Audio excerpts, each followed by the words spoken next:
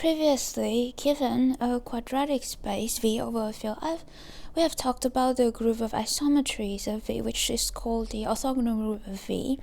Now the natural question is, what are the generators of this group? In this video, to each vector V0 in V, we will associate and define an isometry called a symmetry with respect to V0, this tau V0, and later we will show that these isometries actually generate the full group, orthogonal group of V, generates all the isometries of V. So let V0 be an anisotropic vector so that its quote-unquote norm is not zero. We will define this symmetry with respect to V0 as follows. So we'll first describe it intuitively, and then we'll give a formula.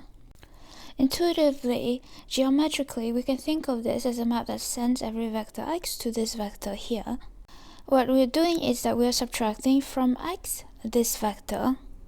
We can think of this as twice the projection of x onto the span of V0. And observe in this picture, we see that this is definitely an isometry because this length is equal to this length. And to see the intuition for the formula, let's just look at the case if this is in linear algebra with the dot product. Then let's see what's the formula for this. Well, for this vector is x minus this vector, right? So let's deal with the unit vector in the direction of V0, that's V over V0.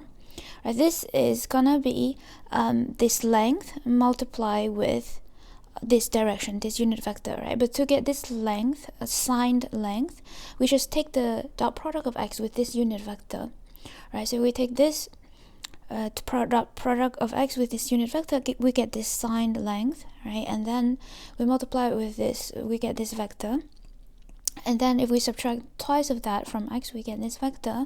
Now, let's rewrite everything in terms of the bilinear form.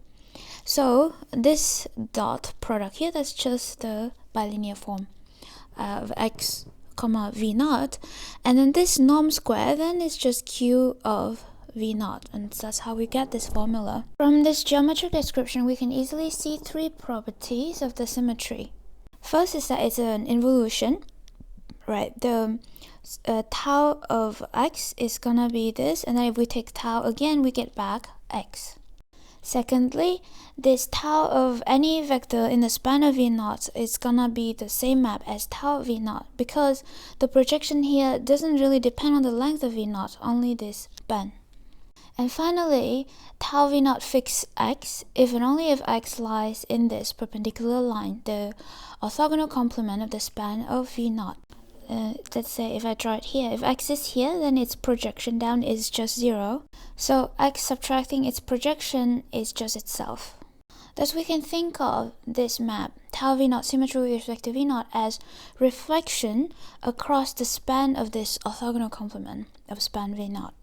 In the next video, we're gonna see that if we have two vectors of the same length, then we can always find a symmetry taking one to another, or at worst, we need two symmetries taking one to another.